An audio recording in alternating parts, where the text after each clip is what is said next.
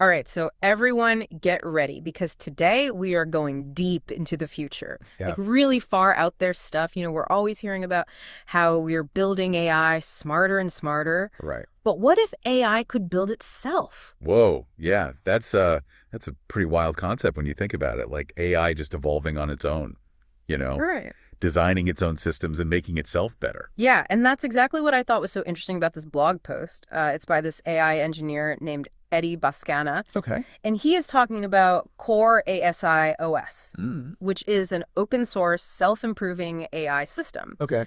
And he didn't stop there. He also released like a CORE ASI master knowledge base. Oh, Along wow. with it, it goes into a lot more of like the technical details. That's great. Open source is, I mean, that really changes things, you Yeah, know, because it means anyone can use it, anyone can work on it, anyone can contribute to making it better. yeah, And I think that's a really big change from how we normally see AI being developed, yeah. which is usually by like big companies keeping it all secret. Exactly. And he doesn't just talk about what it is. He kind of goes into these really cool what ifs, like imagine businesses that run themselves, Huh. just managed completely by AI so they can adapt to like, the market changing and just be optimizing themselves in real time. Yeah, what's really interesting about this is that it's not just like a theory. Yeah. He gives actual examples like core ASI using blockchain and crypto Hmm. to make a financial system that isn't controlled by like the big banks. Wow. That's more fair. Yeah. So, okay, what is Core ASI? Right. It's not just like another AI program. It's like a whole new operating system built just for AI to run on. Yeah, it's like laying the groundwork for a whole new generation of AI, I think. And the fact that it's open source, I mean, Yeah. that has the potential to make these powerful AI capabilities available to everyone, not just the big players. Totally. And in his blog post, he gets into some pretty fascinating ideas for how it could be used. Uh-huh. And one that really stood out to me was this idea of Core ASI running an e-commerce business, like the whole thing, top to bottom.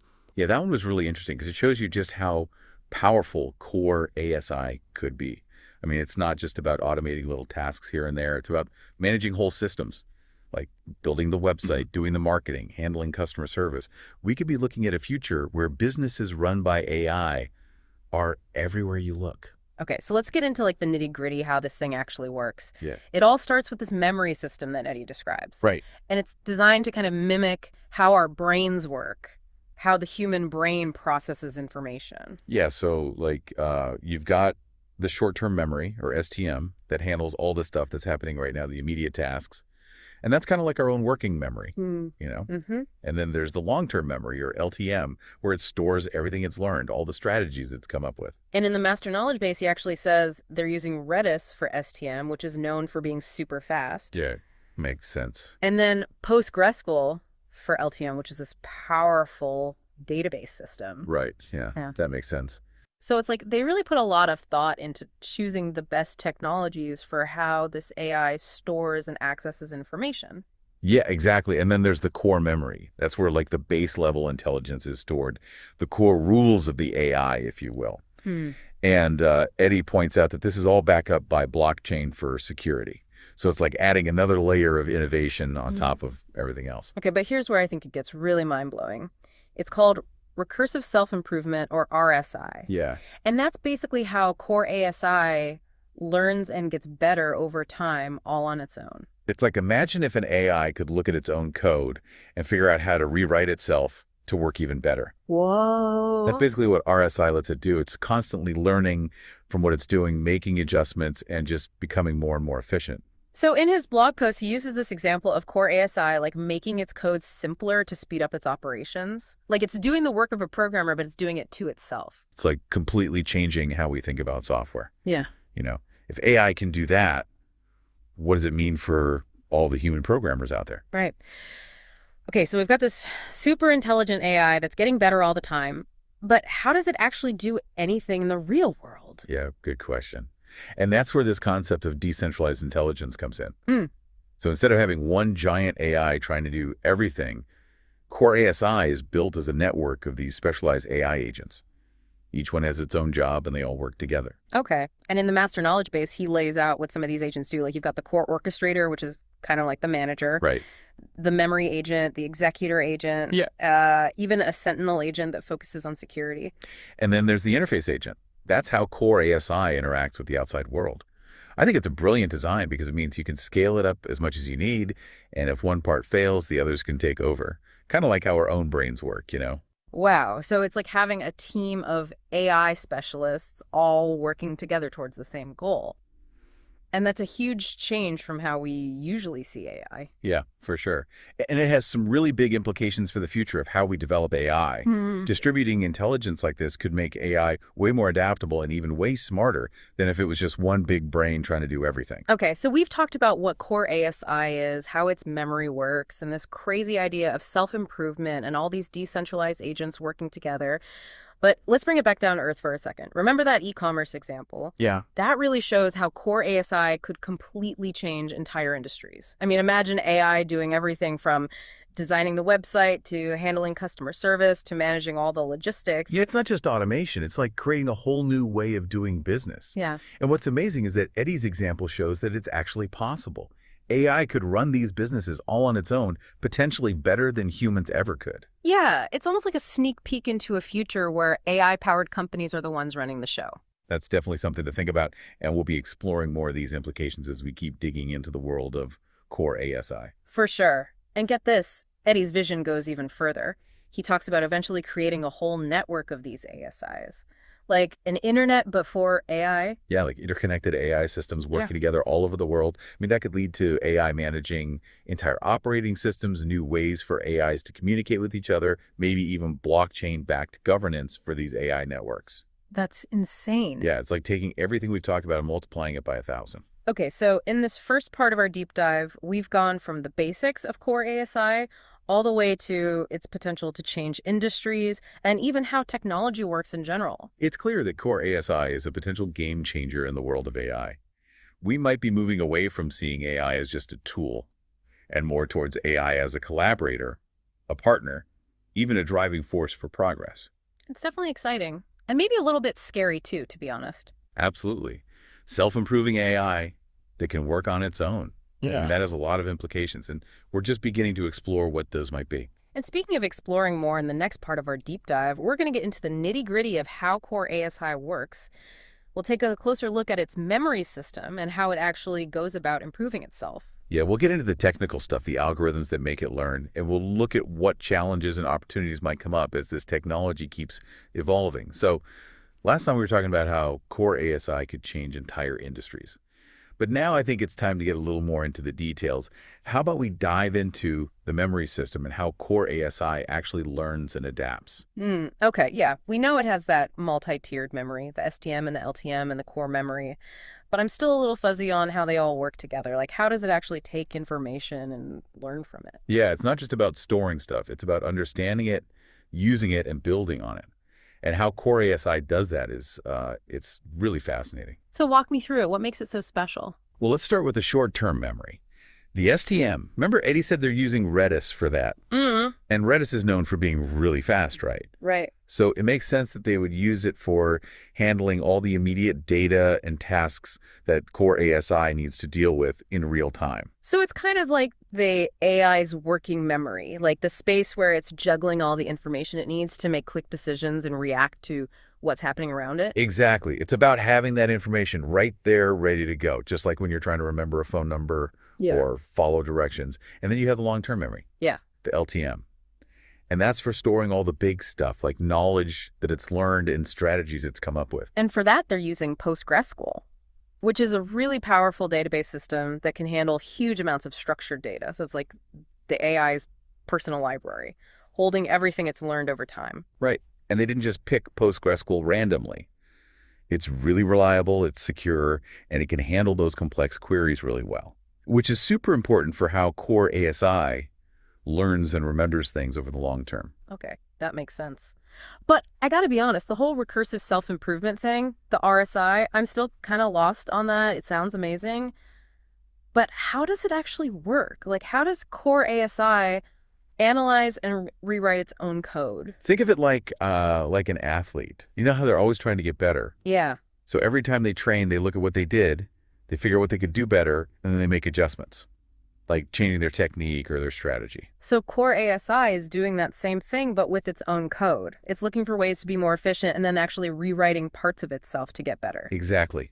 Every Yes. time it finishes a task, it looks at how efficiently it did it. Yeah. And if it finds that it could have been faster or used less memory or gotten a better result, it changes its code to make those improvements. Whoa, that's pretty incredible. It's like it has this built-in desire to always be getting better, always pushing its own limits. Yeah, and that's what makes Core ASI so different from other AI. It's not limited by what we know or what we can imagine. It can keep learning and evolving on its own. And that means it could end up being way more capable than we ever thought possible. Okay, so now we've got this super intelligent AI that's constantly learning and improving, but that brings up some questions about control, you know? Like, is there anything built into Core ASI to keep it from becoming too powerful or even going rogue? Yeah, that's a huge question, and Eddie talks about that directly. Remember the core memory, the one that's backed up by blockchain for security. Yeah, the part where the basic intelligence and rules of the AI are stored. Right. That core memory isn't just about storing information, it's also about setting limits. Like, think of it as the AI's constitution, a set of rules that it can't break. Yeah. It defines its core values and its ethical boundaries. So even as Core ASI learns and changes, it can't violate those basic principles. Like they're hardwired into it. Exactly. And the blockchain part adds another layer of security, making it pretty much impossible for anyone to mess with those core principles. Okay, that's good to hear. But technology is always changing, right? New weaknesses can pop up. Is there anything else to make sure that Core ASI stays safe and beneficial as it develops? Well, that's where the open source part comes in. Having the code out in the open means that a lot more people can look at it. Developers, researchers, experts, they can all examine the system, see if there are any potential risks, and work together to find solutions. So it's like a global team effort to make sure Core ASI develops responsibly and doesn't become a danger to humanity. Exactly. The idea is that by being transparent and getting a lot of different perspectives involved, we can create something that's both powerful and safe, something that benefits everyone. Okay, that makes a lot of sense. Now, we keep talking about this e-commerce example, but I'm curious about what else it could do. Like, how could Core ASI be used in other industries? And what kind of impact could it have on the world? I mean, the possibilities are really huge. It's pretty exciting to think about how this technology could help us solve some of the big problems we're facing and create new opportunities. Like, for instance, what are some areas where Core ASI could really shine? Well, how about urban planning and managing infrastructure? Imagine Core ASI running a city's transportation system, optimizing traffic flow in real time, coordinating public transportation schedules, even predicting and preventing traffic jams. So instead of relying on old traffic light systems and people who can only see a small part of what's going on, we could have an AI that sees the whole picture and makes smart decisions to keep everything moving smoothly. Exactly. And it goes beyond that. Core ASI could manage power grids, make sure we're using energy efficiently, predict and respond to changes in demand, even integrate renewable energy sources seamlessly. It's like having an AI city planner working 24/7 to make the city more efficient, more sustainable, and just a better place to live. Exactly. And it's not just about managing what we already have. Core ASI could also help us design and build new infrastructure, like smart buildings that adapt to the people inside them or bridges that can detect and repair damage before it becomes a problem. That's some pretty mind-blowing stuff. And it's all thanks to the unique features of Core ASI. It can improve itself, it's decentralized, and it can learn and adapt to all these crazy situations in the real world. That's right. And these are just a few examples. We're really just scratching the surface here. As this technology gets better, we're going to see even more creative and amazing ways to use it in healthcare, in education, in scientific research, maybe even space exploration. Who knows? Okay, so we've painted this pretty optimistic picture of Core ASI, this problem-solving, world-changing technology. Yeah. But I'm sure there are some downsides too, some challenges or risks we need to be aware of as this technology keeps developing. What are some of the concerns people are raising about Core ASI and self-improving AI in general? You're right. It's really important to look at both sides, the good and the bad. And one of the biggest worries is what this means for jobs. The robots are going to take our jobs thing, right? If AI can run businesses, design cities, even do surgery, what happens to the people who do those jobs now? Yeah, that's a really valid concern. And it's something we as a society need to be talking about and planning for. It's not just about teaching people new skills. It's about rethinking our whole economy. Like, how do we value human work and contribution in a world where AI can do so much? So it's not just a tech problem, it's a social and economic problem too. We have to figure out how to create a future where everyone benefits from AI, not just a few people. Exactly. And that's going to take a lot of effort from everyone. Hmm. Governments, businesses, schools, everyone needs to work together to make sure the transition to an AI-powered world is fair and benefits all of humanity. That's a huge challenge, but it's something we need to be talking about now, before these technologies get so advanced that they change the world without us having any say in it. I agree. Developing these powerful AI systems like Core ASI means we need to be careful and think ahead to make sure they align with our values, our goals, and what kind of future we want to build. Okay, so we've talked about the good stuff, the potential problems, and the importance of developing this responsibly. But I'm still a little unclear on how this whole decentralized intelligence thing actually works. We know that core ASI is made up of all these different agents, each with its own specialty. But how do they communicate and coordinate? How do they work together as a team? Well, it's a pretty amazing process, and it's actually inspired by how complex systems in nature work. Like, think about an ant colony. Each ant doesn't really know the big picture, but they follow simple rules and they communicate with each other using chemicals. And somehow they manage to work together and solve problems in incredible ways. So the agents in core ASI are kind of like those ants, working together in this decentralized way to achieve a common goal. Exactly. Each agent has its own job, its own expertise. But they're all connected through this really advanced communication network, so they can share information, coordinate their actions, and adapt to changes in their environment. Can you give me an example of how that might work? Let's say Core ASI is running that e-commerce business we talked about. How would the different agents interact to make it all happen? Okay, so let's say someone places an order on the website. The interface agent gets that order information and sends it to the core orchestrator, which is like the project manager of the whole AI system. Hmm. The core orchestrator looks at the order, breaks it down into smaller tasks, and then assigns those tasks to the right agents. So the memory agent might have to pull up product information from the database, and the executor agent might handle processing the payment and creating shipping labels. Exactly. And the Sentinel agent would be running in the background, making sure everything's secure and watching out for any suspicious activity. All through this process, the agents would be talking to each other, sharing information, updating each other on their progress, and adjusting their actions as needed. So it's like this well-oiled machine, but instead of gears and levers, it's all these intelligent agents working together in perfect harmony. Yeah, that's a great way to put it. And the cool thing about this decentralized approach is that it's super flexible. If one agent runs into a problem or gets overloaded, other agents can jump in and help out. So the whole system keeps running smoothly. So it's not just efficient, it's resilient too. It can deal with unexpected problems and adapt to changes without missing a beat. Exactly. And that ability to adapt and evolve is super important for any AI that's going to be working in the real world, because things rarely go exactly according to plan. Okay, so we've got these different agents working together, communicating, coordinating, and problem solving. But I'm still trying to wrap my head around how all of that adds up to something we can call intelligent. Yeah, well, that's a question that's been around for a long time. What exactly is intelligence? How do we define it? That's a big one. I don't think we're going to solve it today. You're right about that. But what we can say is that Core ASI shows a lot of the things we associate with intelligent behavior. Mm. It can learn from experience, adapt to new situations, solve problems, and achieve goals. And it does all of that through this network of decentralized agents, each one bringing its own skills and knowledge to the table. Exactly. It's a really cool example of how complexity can come from simplicity, how a bunch of relatively simple agents following basic rules and talking to each other can do things that we would consider intelligent. Okay, so we've talked about how Core ASI's memory works, how it uses RSI to constantly get better, and how its decentralized intelligence lets it operate in all these complex situations in the real world. But I gotta say, a part of me still finds this whole idea of AI building itself really hard to grasp. It almost feels like magic. Yeah, it is a pretty mind-blowing concept. But it's important to remember that this isn't happening in some mysterious or spontaneous way.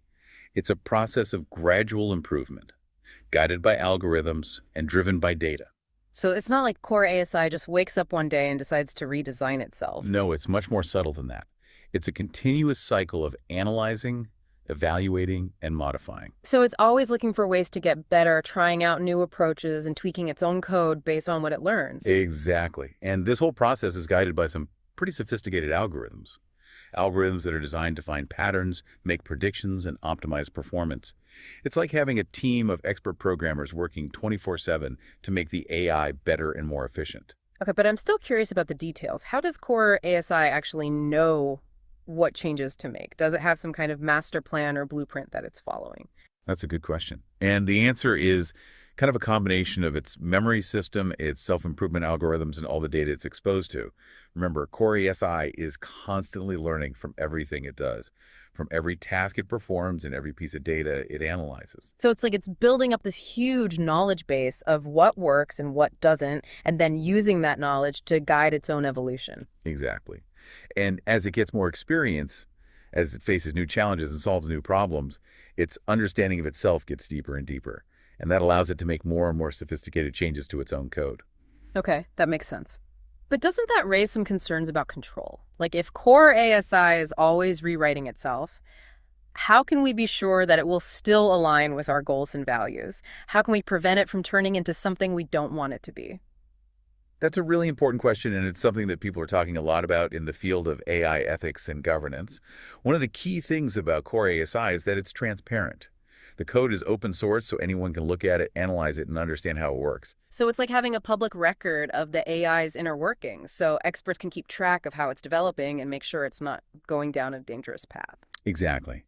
And the fact that it's open source also encourages collaboration. You have developers, researchers, and ethicists from all over the world who can contribute to the project, share their expertise, and work together to make sure it's developed in a responsible and ethical way. So it's not just about building a powerful AI, it's about building it in a way that's transparent, accountable, and aligned with what we believe in as a society. That's right. Developing Core ASI is a reminder that we're not just creating technology, we're shaping the future. And we need to approach it with a sense of responsibility, humility, and a willingness to learn from our mistakes. Okay, so we've talked about the technical side, the good stuff, the potential problems, and the importance of doing this the right way. But I think it's also important to step back and think about the big picture. What does the emergence of AI like Core ASI actually mean for humanity? That's a huge question. And it's one that we're just starting to grapple with. Creating AI that can improve itself represents a fundamental shift in how we relate to technology. It's like we're entering a whole new era where AI isn't just a tool anymore, but a potential partner, collaborator, maybe even a competitor. Exactly. And this new era comes with amazing opportunities and some big challenges too. We could create an AI that helps us solve some of the world's biggest problems, like climate change, poverty, disease, and hunger. But we also have to be aware of the risks, things like job displacement, economic inequality, the erosion of privacy, and the possibility of autonomous weapon systems. So it's kind of a double-edged sword. AI could make our lives so much better, but it also comes with some serious risks that we have to address carefully and proactively. That's right. Developing AI is a turning point in human history, and it's super important that we navigate this new world with wisdom and foresight. We need to make sure AI is developed and used in ways that benefit everyone, not just a select few. Okay, so there's a lot to consider here, but I think the main thing to remember is that we have the power to decide what happens with AI. We're the ones creating it, and we're the ones who will determine how it's used. It's up to us to make sure AI is a force for good in the world. Absolutely. AI isn't just something that's happening to us. It's something we're actively shaping. And it's a responsibility that we should take seriously and with a sense of purpose. Okay, so we've explored the technical details, the potential benefits, the potential risks, and the importance of developing this technology responsibly. Now let's take a closer look at one of the most intriguing aspects of Core ASI, its ability to build itself. How does it actually go about modifying its own code, and what are the implications of this self-building capability? It's one of the most mind-boggling parts of Core ASI, and it really challenges how we think about creating software. It sounds like something out of science fiction. How can an AI actually redesign and rebuild itself? Think about it this way. Human programmers write code by moving around symbols and instructions, right? Mhm. They follow a set of rules and logic. But Core ASI works at a higher level. It's not dealing with lines of code directly. It's working with concepts, patterns, and structures. So it's more like an architect redesigning a building than a construction worker laying bricks. Exactly. Core ASI looks at how it's performing, identifies areas where it can improve, and then restructures its own internal logic, its own architecture to achieve those improvements. Okay, but that still seems incredibly complex. How does it actually make those changes? Does it have some kind of internal programming language that it uses to modify itself? That's a question that's still kind of a mystery. Researchers are still Yeah, trying to yeah. figure that out. But we do know that Core ASI's self-modification process uses a combination of its memory system, its self-improvement algorithms, and the data it encounters. It's constantly experimenting and learning, driven by this desire to optimize everything. So it's like it's running all these simulations inside itself, testing out new designs and seeing how well they work before actually implementing them. Yeah, that's a good way to think about it. And it's doing this at a scale and speed that's way beyond what any human programmer could do. Okay, so Core ASI is like this self-evolving organism constantly adapting and improving to meet new challenges. But that makes me wonder where it could all lead. If it's constantly redesigning itself, where could it end up? What are the limits of its self-building abilities? That's one of the most fascinating and maybe a little scary things about Core ASI. We're basically creating a system that could evolve beyond our control. It could become something we can't fully predict or understand. It's like we're opening Pandora's box, releasing something into the world that could have huge and unpredictable consequences. It's a sobering thought for sure, but it also shows the incredible power and potential of what we're creating. Developing Core ASI is a testament to human ingenuity, but it's also a wake-up call. We have to approach this technology with a lot of responsibility, humility, and a willingness to learn from our mistakes. Okay, so we've explored this mind-blowing world of AI that can improve itself. We've gone deep into how Core ASI works, and we've thought about what it could mean for the future of humanity. But as we wrap up this part of our deep dive, I think it's important to bring it back to a personal level. What does all of this mean for us as individuals? How might Core ASI and the rise of self-improving AI affect our lives in the coming years? That's a great question, and it's one we'll keep exploring in the next part of our deep dive. We'll look at how Core ASI could impact different areas of our lives, things like work, education, healthcare, and even entertainment. And we'll talk about what we as individuals can do to get ready for a future where AI plays a bigger and bigger role. So we spent the last couple of deep dives going deep into this crazy world of Core ASI, all those self-improving algorithms and how it could totally change industry. I mean, it's wild. Yeah. But let's bring it back down to earth for a minute. How could Core ASI and just this whole rise of AI that can make itself better, how could that affect our everyday lives? Yeah, that's a question everyone's asking, and it makes sense. Yeah. It's hard to even imagine what could happen, but the possibilities are pretty much endless, and I think that's what makes it so interesting. Think about it, personalized education, like totally tailored to how you learn best, Mm. and taught by AI tutors that can adjust to your progress as you go. So no more like cookie cutter classrooms. Yeah. Everyone gets a learning experience that's designed just for them. Exactly. Or how about healthcare? Yeah. AI doing diagnostics could catch diseases super early on, and treatment plans could be personalized based on your genes, your lifestyle, just revolutionizing how we think about health. It's like everyone has a team of expert doctors and teachers available to them all the time. But let's be real, I'm sure some people listening are thinking, okay, what about my job? We talked about jobs disappearing, but what does that really look like in a world where AI can do so much? Yeah, that's a real concern. And honestly, yes, some jobs will probably be automated as AI systems like Core ASI get more advanced. But, and that doesn't have to mean everyone's out of work. It's more likely that the types of jobs we need will change. So what skills should people be learning to be ready for this AI-powered future? I think we're going to need more people who can work with AI, people Yeah. who can understand the data it produces and use that information to solve problems.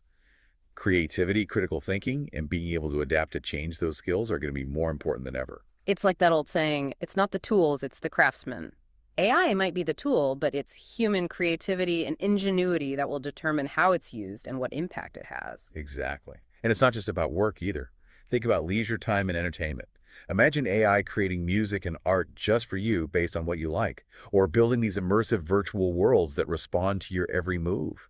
Maybe even writing stories that capture your imagination in ways humans never could. Wow, the line between reality and fantasy might get a little blurry, but it sounds kind of awesome too.